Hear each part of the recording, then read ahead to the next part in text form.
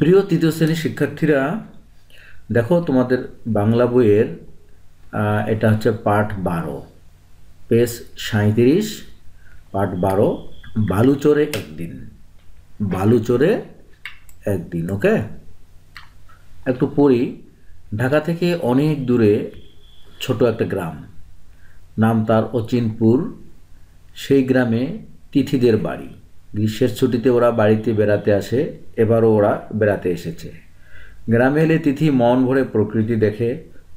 সবুজ সুন্দর এই গ্রামে আছে কত গাছ, কত পাখি উড়ে যায় আকাশের পথে।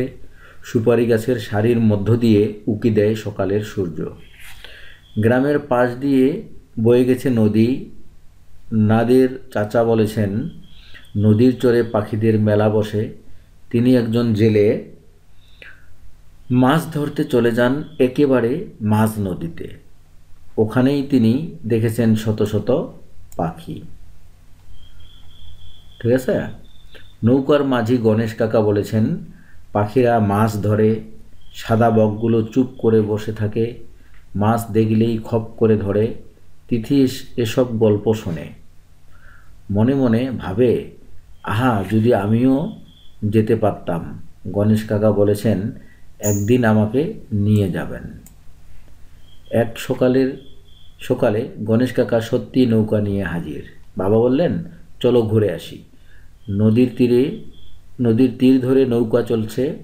দূর থেকে দেখা যাচ্ছে মসজিদের মিনার, দেখা যাচ্ছে গ্রামের বাজার, বটতলা, মাঠ, মন্দির। ঠিক আছে। একটু পেরুতেই চোখ পড়ল কুমারপাড়া। নৌকায় উঠলেন বাবার বন্ধু মধুপাল। তিনি মাটি দিয়ে শখের হাড়ি বানান। রঙিন হাড়িগুলো দেখতে খুব সুন্দর। মধুকাকা তিথিকে দুটি রঙিন হাড়ি দিলেন, বললেন, বাসায় সাজিয়ে রেখো। একটু এগুতেই তীর থেকে ডাক দিলেন হামিদ চাচা। তিনি গ্রামের স্কুলের শিক্ষক। গণেশ কাকা নৌকা থামালেন। বাবা হামিদ চাচাকে বললেন, চলো বেরিয়ে আসি। হামিদ চাচা নৌকায় উঠতে উঠতে বললেন, চলো যাই, ঝড় বাদলের দিন, তাড়াতাড়ি ফিরতে হবে। নৌকা আবার চলতে শুরু করলো। তিনি দেখল টলটল করছে নদীর জল। ভয়ে ভয়ে সে নদীর জলে হাত দিল। কি শীতল! অল্প সময়ের মধ্যেই ওরা পৌঁছে গেল নদীর চরে। সুন্দর এক দ্বীপের মতো বালুচর। চরের চারদিকে কাটাঝোপ, ঘাস আর কাশবন। খুঁটে খুঁটে পোকা খাচ্ছে শালিক। ঘাড় বাঁকা করে এক পায়ে দাঁড়িয়ে আছে সাদা বক। নলখাগড়ার ঝোপে চুপচাপ বসে আছে মাছরাঙা। হঠাৎ পুরো দিক থেকে উড়ে এলো এক ঝাঁক পাখি। গণেশ কাকা বললেন, ওই দেখো গাংচিল। তিথি চিৎকার করে উঠল, বাবা কি সুন্দর! চরের পশ্চিম দিক থেকে কে যেন এগিয়ে আসছে। আরে আরে, এত দেখি নাদের চাচা। তার ঝুড়ি ভর্তি মাছ, পাবদা, পুঁটি আর একটা মাঝারি আকারের বোয়াল। তাজা মাছগুলো এখনও নড়ছে। তিথি অবাক হয়ে মাছ দেখল। নাদের চাচা সবাইকে দুপুরে খাওয়ার দাওয়াত দিলেন। গণেশ কাকা বললেন, ফিরতে হবে। হামিদ চাচা আকাশের দিকে তাকালেন। তিথি দেখল উত্তর পূর্ব আকাশে মেঘ জমেছে, নদীর বুকে ঠান্ডা বাতাস বইছে। সবাই নৌকায় উঠে পড়ল। গণেশ কাকা দ্রুত বৈঠা চালালেন। নাদের চাচা তুলে নিলেন আরেকটি বৈঠা। দুজনে নৌকা বেয়ে ছুটে চললেন গ্রামের দিকে। তীরে পৌঁছতে না পৌঁছতেই শুরু হলো ঝড়। তিথি ভাবতে লাগলো, পাখিগুলো এখন কি করছে। এই তো তোমাদের রিডিং পড়া শেষ, পুরোটাই রিডিং পড়ে দিলাম। এখন আমরা এই অনুশীলনের যে কাজগুলো আছে, এই কাজগুলো একটা একটা করে উত্তরগুলো লিখি। পার্ট 12, বালুচরে একদিন, তাই না? চলো অনুশীলনী সমাধানগুলো করি। ওকে, তোমাদেরকে বলি, তোমরা যারা অনলাইনে পড়তে আগ্রহী, এই নাম্বারে তোমরা সরাসরি কল করতে পারো অথবা হোয়াটসঅ্যাপে নক করতে পারো।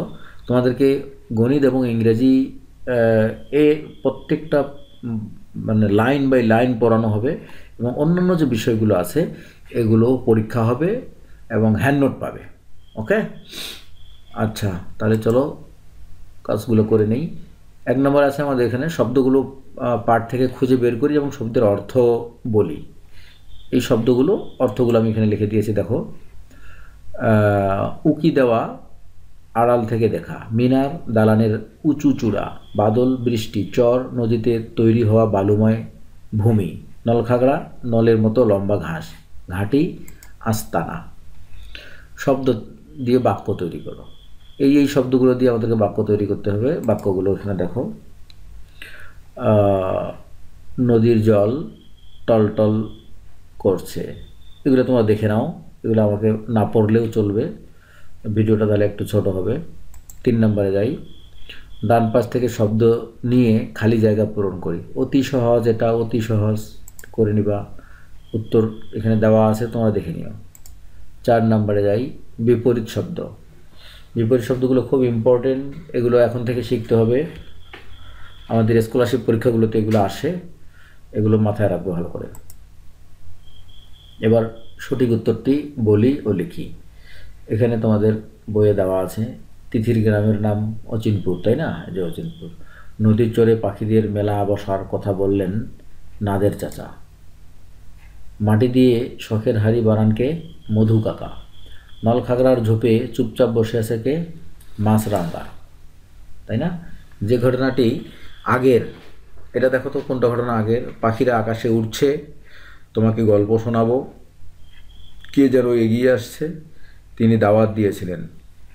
এখানে কোনটা ঘটনা আগের তোমরা একটু পড়বে, পড়ে তোমরা বলবে, এটা আমাকে কমেন্টে জানিয়ে দিবে কোনটা ঘটনা আগের। আমি পড়েছি, তোমরা পড়ে আমাকে জানাবে, ঠিক আছে? বুঝে নেই কুমারপাড়া, কুমারেরা যেখানে একসাথে বাস করে। শখের হাড়ি, ছবি আঁকা রঙিন হাড়ি, দ্বীপ, চারদিকে পানি দিয়ে ঘেরা ভূখণ্ড। এখন তোমাদের এই প্রশ্ন উত্তরগুলো, এই প্রশ্নগুলো পড়বে, এই উত্তরগুলো একটু দেখে নেবে, ঠিক আছে? এতগুলো উত্তর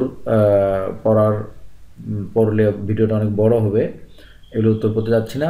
প্রত্যেকটা প্রশ্নের উত্তর দেওয়া আছে, খুব বড় করে দেওয়া নেই, তোমরা একটু পড়বে, বুঝে বুঝে পড়ার চেষ্টা করবে এবং বুঝে বুঝে লিখবে। হুবহু এটা মুখস্থ করতে হবে তা না, তোমরা অবশ্যই বুঝে পড়বে। তিথি কেন পাখিদের জন্য ভাবছিল, এখানে দেওয়া আছে, তোমরা একটু পড়ে নিবে, পড়ে নিয়ে তোমাদের নিজের ভাষায় লিখবে, ঠিক আছে? ঝড়ের সময় পাখিরা কি করে? অবশ্যই তোমরা নিজে নিজে উত্তর দিতে পারো, ঝড়ের সময় পাখিরা নিজ বাসায় ফিরে যায়, তাই না? আর বিরাম চিহ্ন বসাই, হ্যাঁ এটা একটা গুরুত্বপূর্ণ। বিরাম চিহ্ন অর্থাৎ জ্যোতিচিহ্ন, পাঞ্চুয়েশন মার্কস, হ্যাঁ এটা ইংলিশেও আছে, এখন বাংলাতেও আছে। এখানে পড়ে আমাদেরকে দাড়ি, কমা, সেমিকোলন কোথায় কী হবে এগুলো ব্যবহার করতে হবে। এখানে উত্তর দেওয়া আছে, হ্যাঁ উত্তর দেখে নিও। তিথি গ্রামে বেড়াতে এসেছে, কি ঠান্ডা হাওয়া, এক্সক্লামেশন সাইন, এটা দাড়ি দেওয়া হয়েছে। তিথি কোথায় থাকে, এটা প্রশ্নবোধক চিহ্ন। গণেশ কাকা বললেন ফিরতে হবে, নর্মালি, ঠিক আছে? এখানে কমা হবে এখানে। তো ওকে, তোমরা বাংলাটা অনেকবার করে পড়বা, বুঝে বুঝে পড়বা এবং বুঝে বুঝে উত্তর লেখার চেষ্টা করবে। কোনো কিছুই মুখস্থ করার দরকার নাই, শব্দার্থগুলো শুধু তোমরা একটা আইডিয়া নেবে, মুখস্থ করে নেবে, আর বাকিগুলো সব নিজের সেন্সে লিখবে, ঠিক আছে? পরীক্ষা শুরু হবে তোমাদের, কিন্তু খুব দ্রুত পরীক্ষা শুরু হবে, তোমরা ভালো করে পড়ে নাও। আজকে আল্লাহ হাফেজ, দেখার জন্য তোমাদেরকে সবাইকে ধন্যবাদ, ভালো থাকো।